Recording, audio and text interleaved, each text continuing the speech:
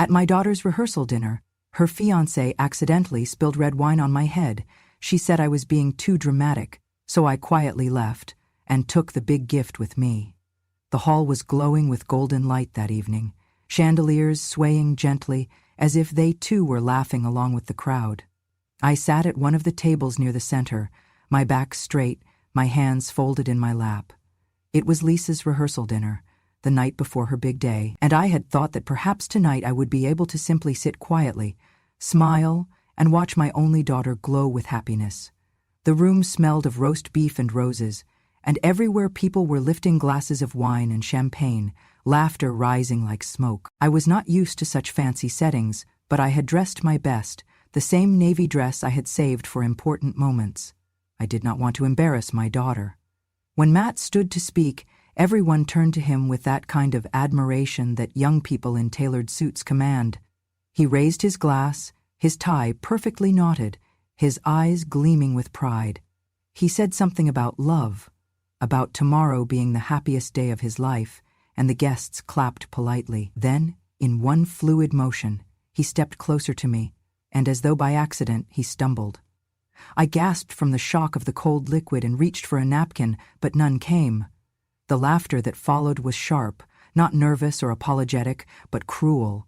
A woman at the next table whispered loudly, "Old people should sit out of the way. Why is she even in the middle of this?" Another chuckled. "Too old to be mingling like this. She wants to act important." I sat frozen, humiliated, while the sound of giggles echoed. Lisa, my daughter, turned to me with a frown. Instead of rushing to my side, instead of asking if I was all right, she narrowed her eyes and said sharply, "Mother, please, do not make a scene. It is just wine. Do not be dramatic." Her words sliced through me more than the liquid running down my back. For years I had worked my hands to the bone for that girl, and here she was, rolling her eyes at me in front of strangers as if I were some spoiled child seeking attention. Matt smirked, as if he had achieved exactly what he wanted. He looked down at me and muttered with false innocence, "Oh dear, the old lady is too sensitive. Honestly, being allowed to sit here should be an honor for her." His voice carried just enough for the surrounding tables to hear, and they laughed along as if it were part of the evening's entertainment. Then his mother leaned across the table, her voice dripping with disdain. "If it were my decision," she said loudly enough for all within earshot, "I would have put you in the kitchen. That is where you belong. The bride should not be burdened by appearances that make people uncomfortable." She glanced at Lisa, who did not defend me, not even once.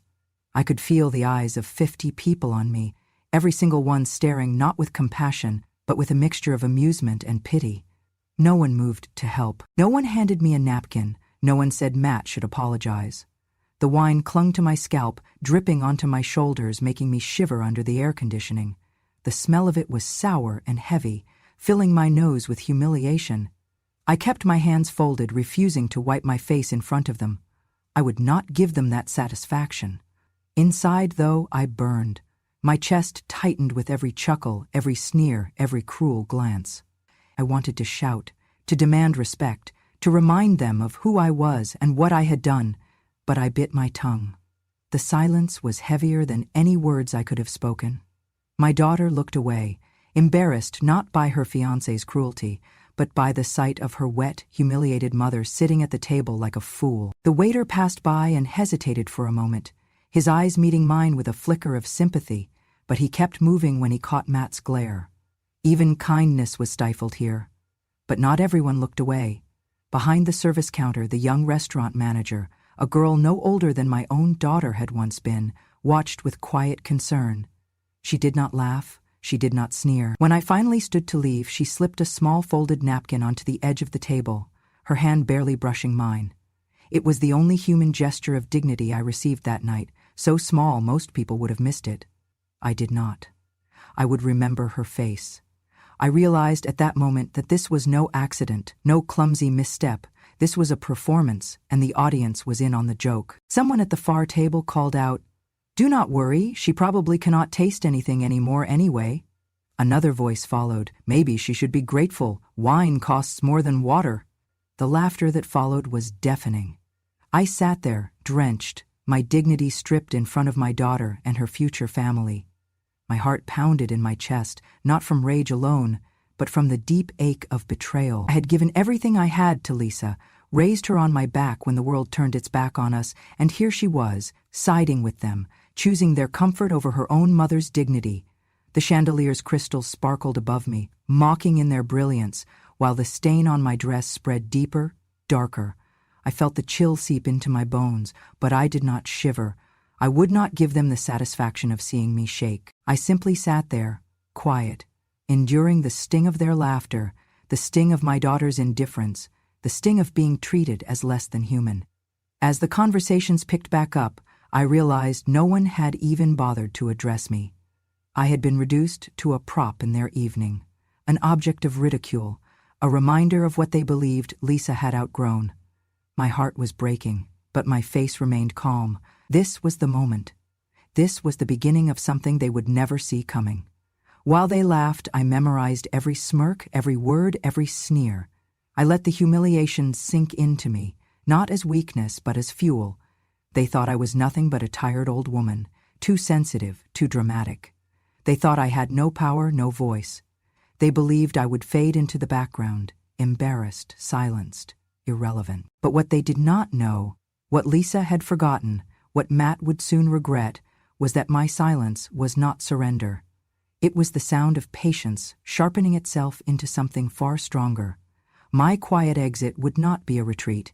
It would be the first step in showing them exactly who I was and reminding them that even an old woman, drenched in wine and ignored, could command the room in her own way. That night, as I sat soaked and shamed, my heart did not break.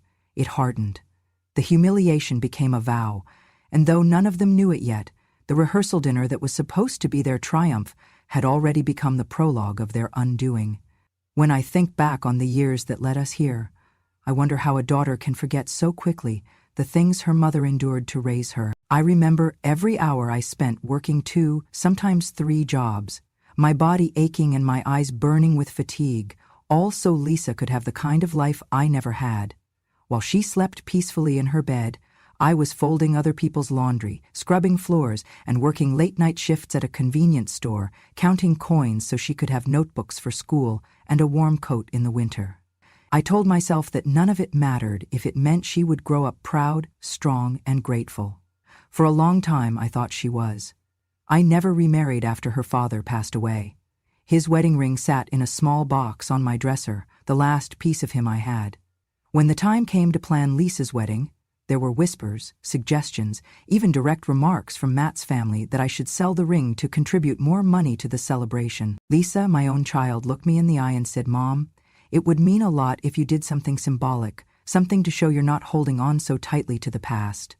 I told her gently that I could not part with that ring. It was the last connection to the man I loved, the man who gave me her. Her response cut me to the bone. "You're being stingy.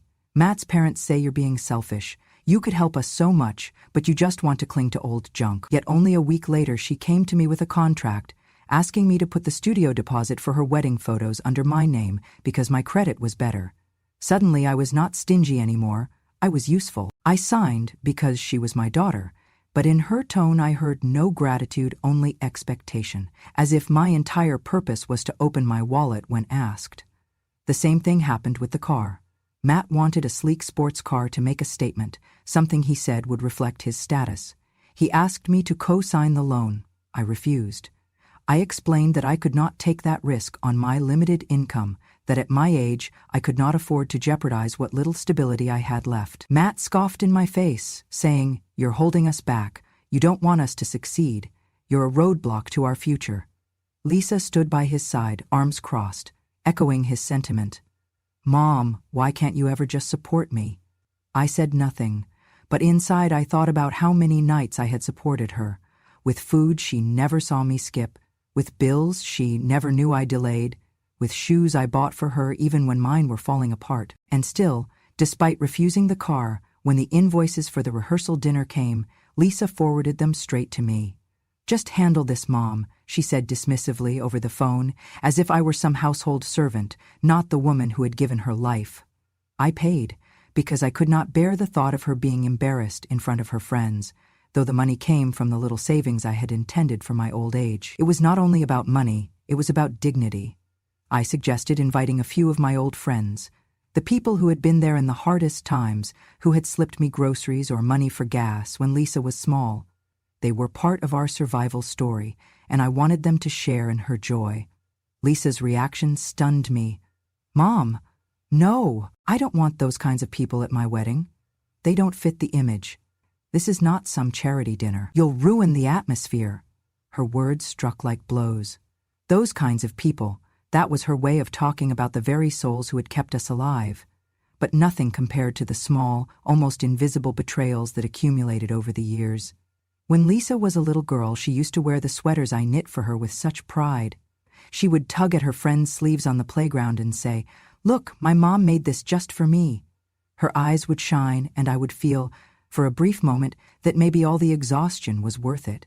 Years later, when she was in college, she found one of those sweaters in her closet. She wrinkled her nose, tossed it into the trash, and said coldly, "These look cheap. Do not let anyone see them."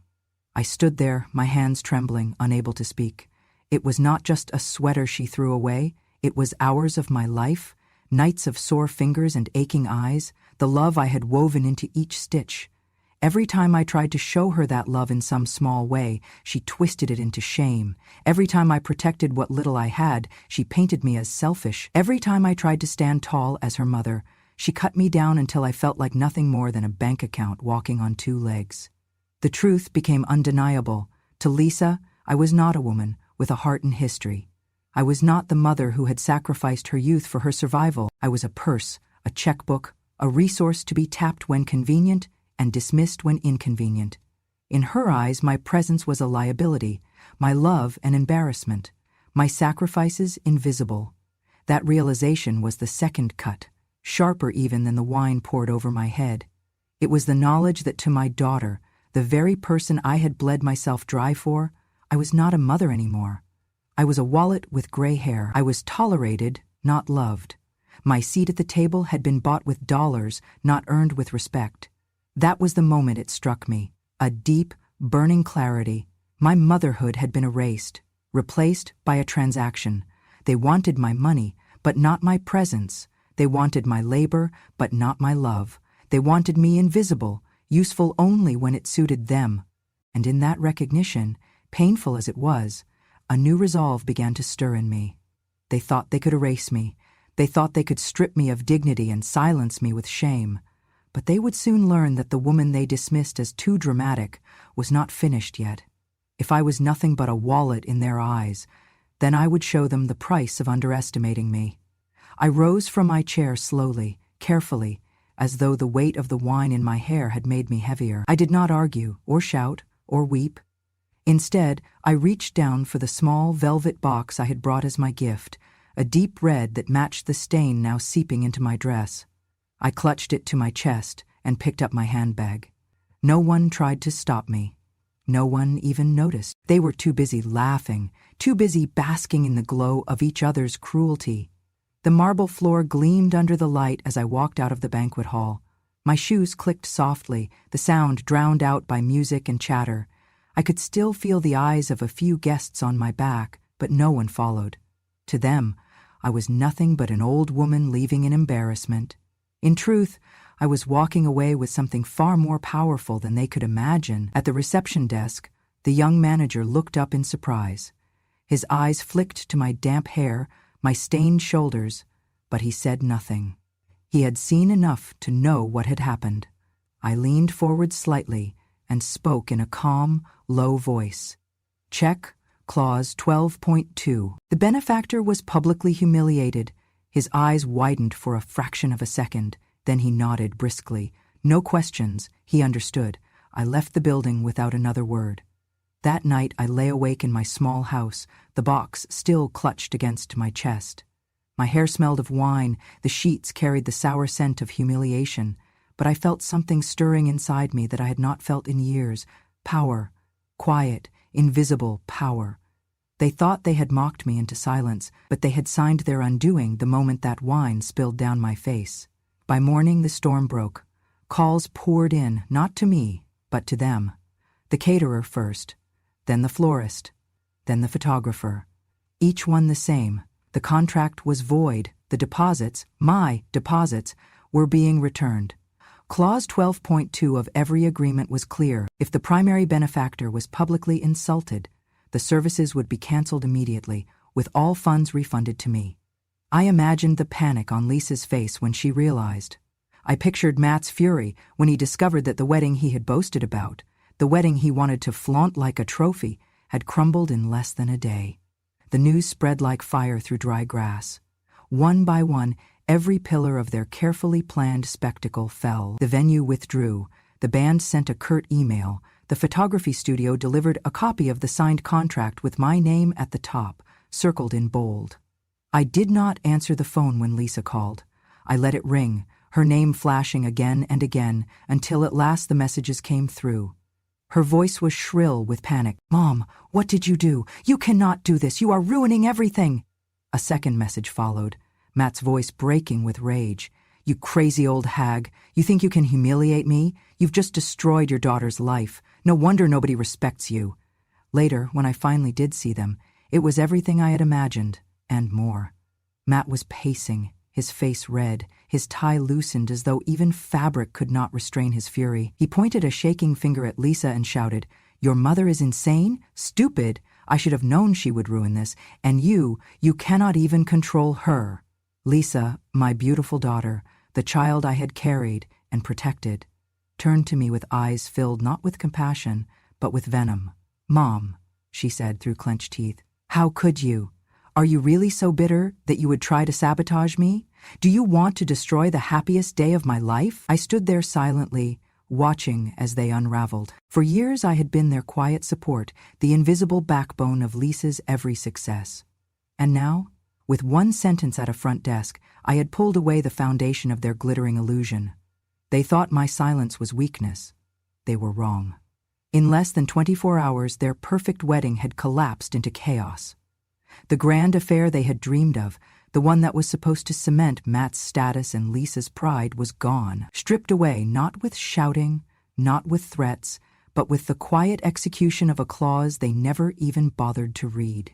That was the first crack in their empire, and as I looked at their red, furious faces, I realized I felt no guilt, no sorrow, only clarity. This was not revenge. This was justice. This was dignity reclaiming its rightful place. The rehearsal dinner had ended with me soaked in red wine and laughter. The very next morning it was their turn to drown, and the night before the wedding had become the night their carefully curated world fell apart. The collapse had only begun. The morning after the contracts collapsed, while Lisa and Matt were scrambling to salvage what remained of their wedding, another blow arrived. One they could not sweep away with money or apologies. The young waiter from the rehearsal dinner, the only soul in that room who had dared to offer me even a shred of kindness, had quietly recorded the moment the wine spilled. His phone caught the details that everyone else chose to ignore. Matt, smirking as he approached, the deliberate pause, the slight tilt of the glass, and the unmistakable satisfaction in his eyes as the wine cascaded over my head. For a moment, before feigning his stumble, Matt had even looked sideways at his friends and winked. It was not clumsy chance. It was cruelty staged for laughs. The waiter, disgusted by what he witnessed, uploaded the clip into a private group that included some of the staff and, unfortunately for Matt, a few distant relatives who had attended the dinner. Within hours, it spread. First cousins, then uncles, then grandparents saw the evidence. By noon it had crossed into the wider family chat, bouncing from phone to phone, carried by disbelief and whispers of shame. When Matt's mother saw it, her face drained of color. She had laughed along that night, of course, but laughter is easy when no proof lingers. Now, there it was, frozen forever. Her son-in-law to be grinning as he humiliated me, my daughter's voice chuckling as though my pain were entertainment, and the guests chuckling as though my pain were entertainment. She covered her mouth, but the words escaped anyway, sharp and clear.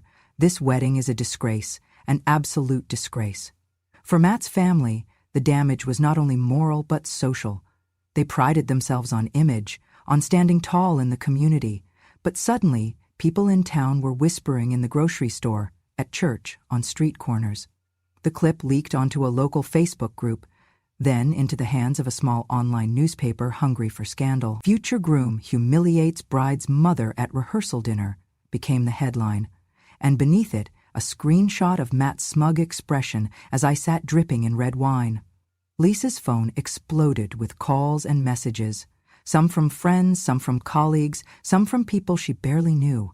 The story spread like wildfire, and with every share, her shame deepened. I know because even though she did not call me directly, I heard from neighbors that she was seen crying in her car outside the florist's shop, phone pressed to her ear, shouting at Matt to fix this.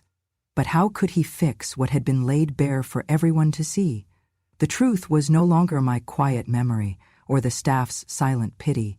It was public record, immortalized in pixels and watched again and again with outrage. And yet, when I finally saw Lisa and Matt together, the truth did not free her, it trapped her. Lisa's eyes darted between me and Matt, torn between the man she thought she loved and the evidence of his cruelty.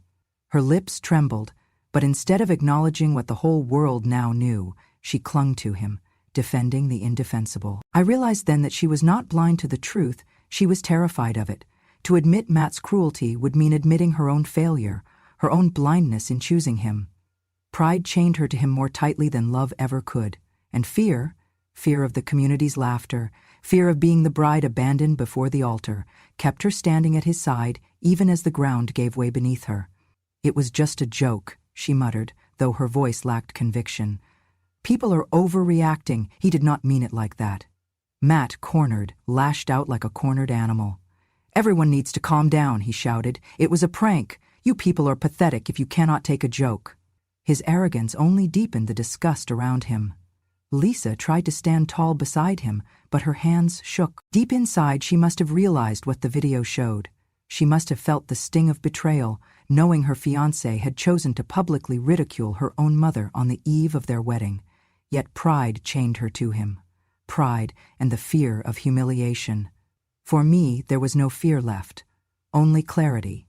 Tao Tru 4 came not in their words, but in the silence that followed each replay of the clip. Neighbors whispered, colleagues frowned, and strangers shook their heads. The tide of sympathy shifted to me, the quiet, humiliated mother whose only crime was showing up to support her daughter. And in that shift, the scales began to balance. The truth had been unmasked, not by my voice, but by the lens of a phone and the conscience of one young man brave enough to share what he saw. Matt's cruelty was undeniable, Lisa's silence unforgivable. And my role in their story, once mocked, was finally seen for what it was. A mother wronged in the most public of ways, and for the first time in a long while, I no longer felt alone. The world saw, and the world judged them. The scramble to save their wedding was desperate and frantic. After the contracts collapsed and the video went viral, Lisa and Matt rushed to secure another venue. They poured money into last-minute arrangements, clawing together vendors who were still available, convincing themselves that throwing more cash at the problem would erase the stain of humiliation. They found a hotel ballroom just outside town, smaller and less glamorous, but Matt insisted it would do. "People will forget once they see how spectacular the actual day is," he told Lisa, puffing out his chest like a man still in control. I stayed silent. I did not offer to help. I did not extend a hand. They had not asked anyway. My name was no longer welcome in their plans. They thought the worst was behind them. They believed they had weathered the storm. But storms have aftershocks, and theirs was waiting for the exact moment when the eyes of every guest would be upon them. On the day of the wedding, the hotel lobby filled with guests in gowns and suits, whispering about the scandal but still curious to see if the ceremony would rise from the ashes. Lisa was pale, her mascara already smudging before she even walked down the aisle. Matt was sweating, forcing a smile that looked more like a grimace. They were holding everything together with threads. Then came the call. Just as the staff began setting bottles of champagne on the bar, a representative from the alcohol distributor walked briskly into the room, a clipboard in hand. His voice was calm, but it cut sharper than any blade. "There is no permit for alcohol service at this event. Without a valid liquor license, we cannot provide or pour any wine, beer, or spirits." The words landed like stones in a quiet pond. At first, no one seemed to grasp what he was saying. Then the ripple spread. Heads turned, murmurs rose. A guest whispered, "What do you mean, no drinks?" Another asked, "How does a wedding not have a license?" I stood at the back of the room, watching Matt's face lose all color. He knew exactly what it meant, because tucked inside that velvet box he had seen me carry out of the rehearsal dinner was not jewelry, not money, but the completed file for the liquor license transfer. That was my intended gift. A permit, already approved, ready to be placed in his name, the key to his dream of opening a bar with Lisa after the wedding. Without it, they had nothing, and I had withdrawn it days before. Matt's jaw clenched. He grabbed his phone, calling frantically, pacing in his tuxedo. Lisa followed him, her heels clicking across the floor, her voice rising. "Matt, what's going on? Fix this." He turned on her, hissing, "It's your mother. This is her doing. She pulled it. She destroyed everything." I did not flinch. I did not speak. I simply watched. Within minutes, the fallout began. The bar closed its shutters. Waiters walked away with unopened bottles. The guests grew restless, whispers turning into complaints. A few of the more prominent families, the kind Matt had wanted so badly to impress, left altogether. Without music, without wine, without laughter, the ballroom felt like a funeral, not a wedding. Then came the press. A photographer from the local paper had already been circling, waiting to document their comeback wedding. Instead, his camera caught Lisa in tears, mascara running, clutching her bouquet as though it could keep her from collapsing. He snapped Matt mid-rage, shouting into his phone, his fist clenched so tightly that his knuckles went white. The next morning, those photographs were plastered across social media. "No liquor license for groom's big day," blared one headline. Another was crueler, from toast to tragedy, the wedding that couldn't serve wine. Even Matt's family, who had stood by him through scandal, began to retreat. His mother, who once mocked me, now whispered to her relatives, "The bride's family brings nothing but bad luck. This union is cursed." The same woman who had sneered that I should sit in the kitchen now pointed her finger at Lisa, claiming she had brought shame into their household. Lisa's eyes met mine once across the ballroom, red and swollen, filled with a desperation I had never seen before. For a brief moment, I thought she might run to me, collapse into my arms and admit the truth. But instead, she turned back toward Matt, still clinging to him as if holding on would somehow undo the disaster unraveling before her, and so the spectacle reached its peak. The grand wedding that was supposed to be their victory had become their downfall. Not in whispers, not in rumors, but in the most public way possible, with guests walking out, newspapers snapping photos, and the entire town shaking its head. Tro 5. Their celebration ended not with vows of joy, but with humiliation broadcast for all to see. The wine they had poured on me at the rehearsal dinner had come back to drown them on their wedding day. I never intended to keep everything for myself. I had never lived for wealth or for power. All my life, the little I had went to Lisa. Even now, even after the humiliation, the betrayal, and the scorn, I could not imagine hoarding what I had left. But I could choose differently. I could choose to give my gift, not to the ungrateful, but to someone who had shown me a small act of humanity when no one else had. That person was the young woman who had slipped me a napkin on the night of the rehearsal dinner. She had not laughed with the others. She had not turned her eyes away. She had simply placed the folded cloth in my hand, her touch light, her expression gentle, as though she understood what no one else did, that kindness costs nothing and dignity should never be denied.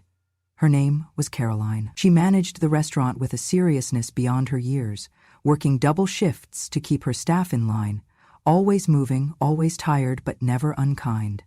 A week after the wedding collapsed, I asked her to meet me at a small cafe in town. She looked nervous, probably assuming I wanted to discuss the refund of my deposit. Instead, I slid an envelope across the table. Inside were two things: the signed transfer for the liquor license and a bank slip for a modest but meaningful sum of money. She stared at them, her eyes wide, her mouth slightly open. "Mrs. Layla, I don't understand," she stammered.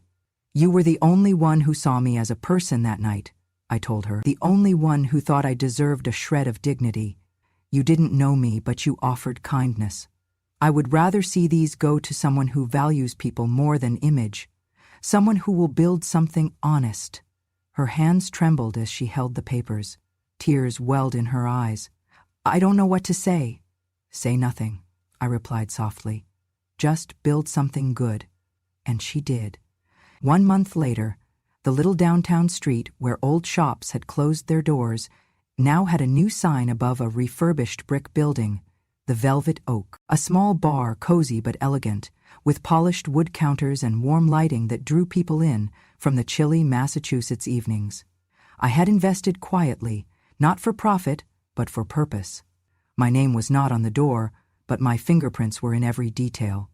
On opening night, Caroline stood behind the counter, dressed in black and white, her hair pulled back neatly. She raised a glass to the packed room of neighbors, friends, and curious townsfolk who had heard whispers about the new place. There's someone I need to thank, she began, her voice steady though her eyes glistened. This bar would not exist without the generosity of a woman many of you already know. She is not just an investor, she is the reason I believed this was possible. Mrs. Layla, would you please stand? All heads turned toward me. I had chosen a seat near the back, hoping to remain unnoticed, but the applause carried me forward. Slowly I rose, my cheeks warm, my heart tight in my chest. Caroline continued, her voice breaking slightly. If it weren't for her, I would still be working endless shifts, saving pennies, never daring to dream. She gave me a chance when she didn't have to. She reminded me that kindness matters.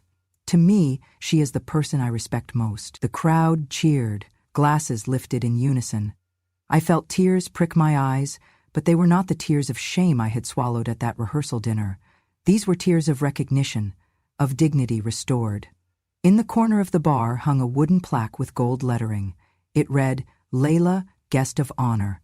The sight of it nearly brought me to my knees. For the first time in years, I felt seen, not as a burden, not as a bank account, but as a human being whose worth could not be measured in dollars or appearances.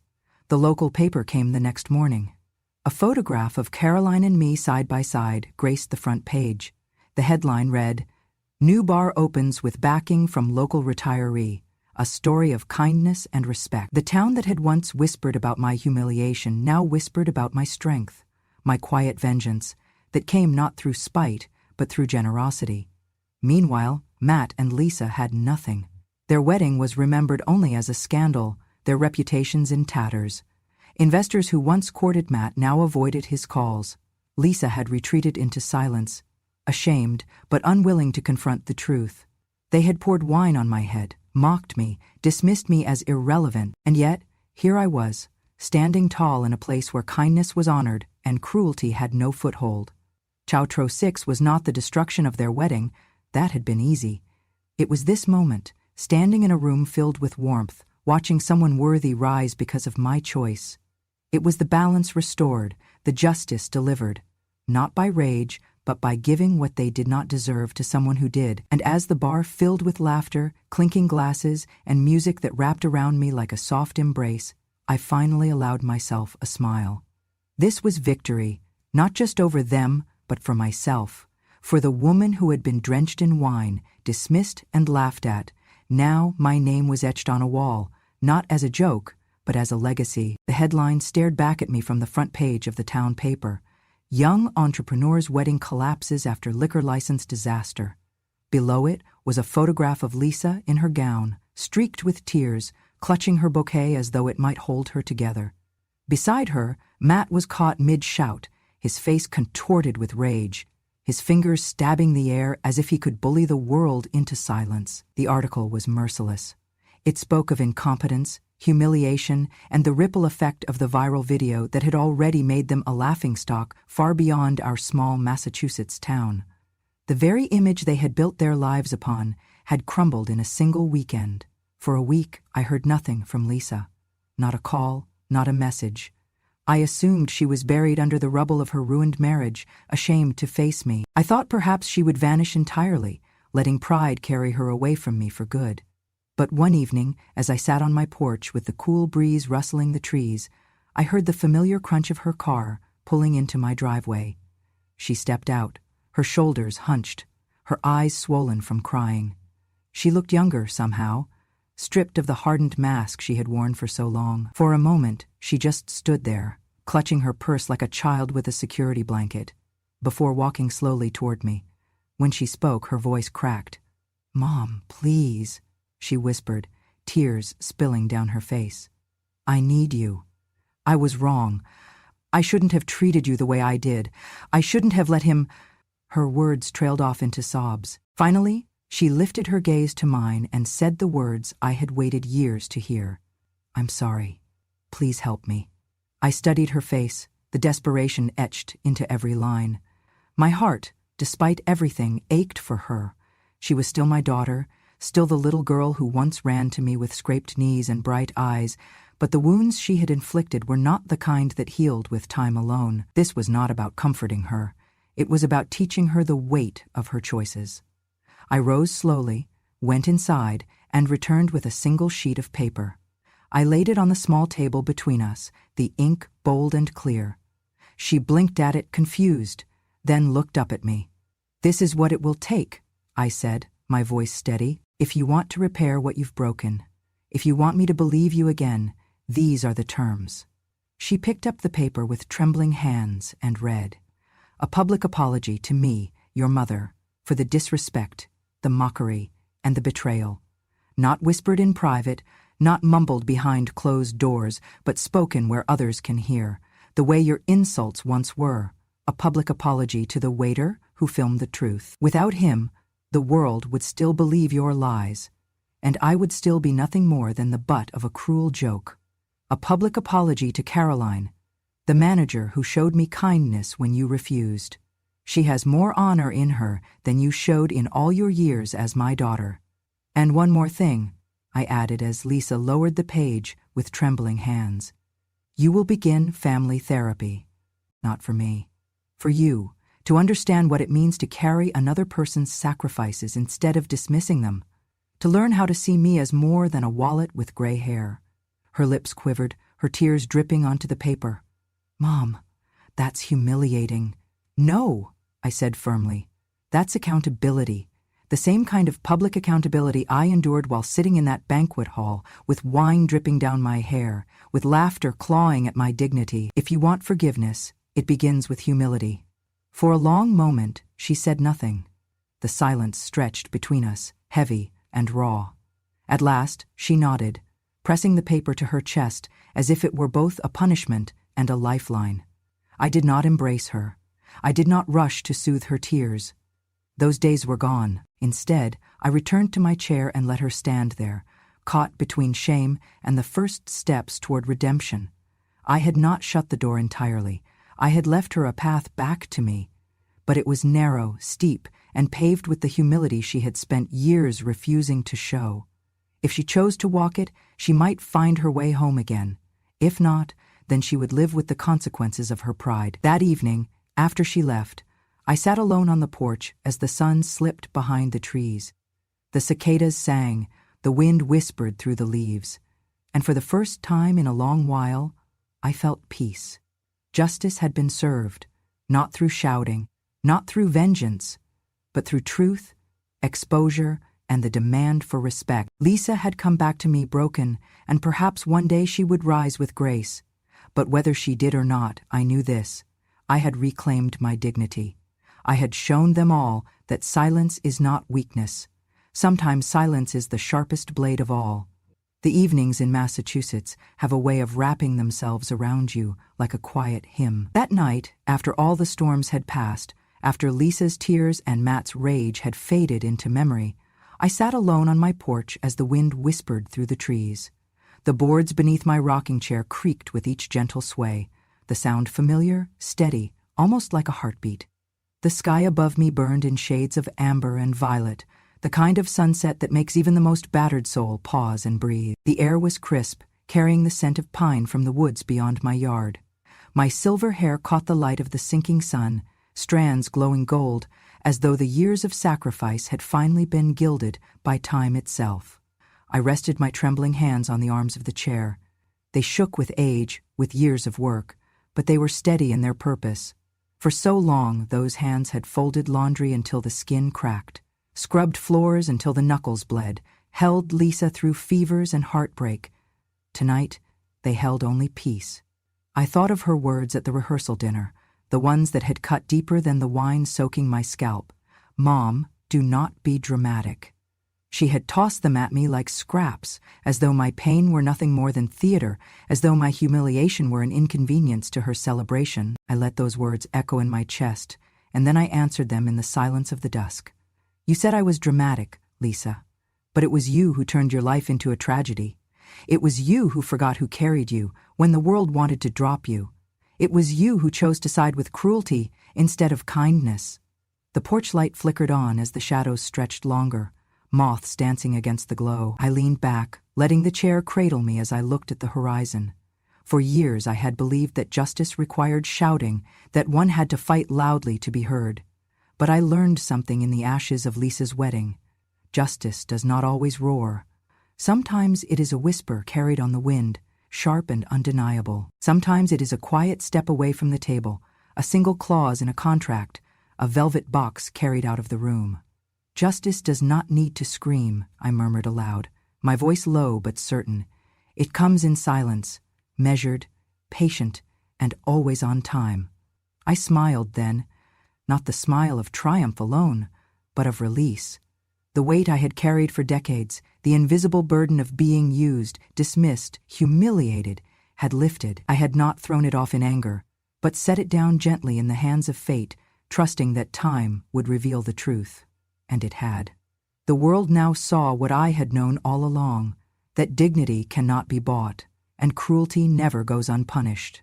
Matt had lost his image, his investors, his pride. Lisa had lost the illusion that she could rise by standing on my shoulders while silencing my voice. They had both learned that tearing down another person, especially the one who had given them everything, always leads to their own collapse. In the weeks that followed, I saw them only through whispers. At the grocery store, neighbors turned away when Lisa walked past. At church, no one saved a seat for her. Matt tried to stride through town with his usual arrogance, but people's eyes cut sharper than knives. They were not cruel, only cold. That is the punishment of a small town. It never forgets. And their laughter, once so loud at my expense, had turned against them tenfold. But more than their fall, I remembered Caroline's rise. I thought of her bar, the Velvet Oak, glowing warmly on that downtown street. I remembered the plaque with my name engraved, Layla, Guest of Honor. It was a small piece of wood, but to me it was a monument. Not to wealth, not to revenge, but to respect. For once, my name had not been spoken with pity or annoyance, but with gratitude, and that meant more than any grand wedding ever could. As the evening deepened, I could almost hear the laughter from that bar drifting through the air, mingling with the crickets and the rustle of the trees. Laughter that did not sting but healed. Laughter born from kindness, not cruelty. I clasped my hands together, still trembling, but strong enough to hold the memory of what I had reclaimed. My silence had been mistaken for weakness, but in truth it had been my greatest weapon.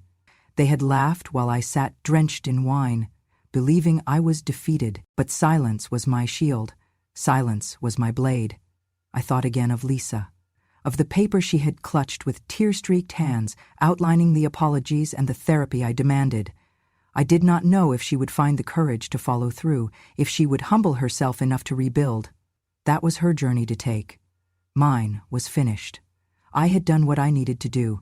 I had drawn the line and reminded her that being my daughter was not an entitlement. It was a privilege. The cicadas sang louder as night fell, a chorus of resilience. The rocking chair groaned beneath me, steady as ever. My chest rose and fell with calm breaths, no longer heavy with the weight of betrayal.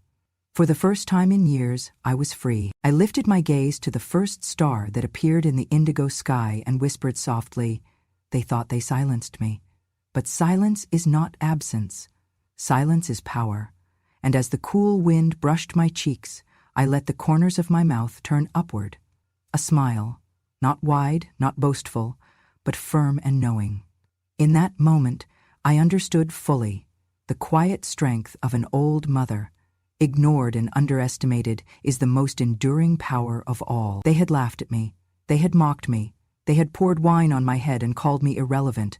But here I sat, bathed in golden light, my dignity intact, my justice delivered, and my silence louder than any of their voices could ever be.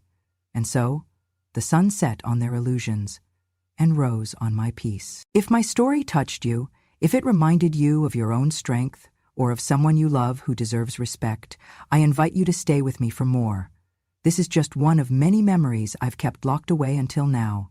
Subscribe to Grandma True Stories and join me here on this porch, where the past still speaks and silence finally finds its voice. Because sometimes, when a grandmother tells her truth, the world listens.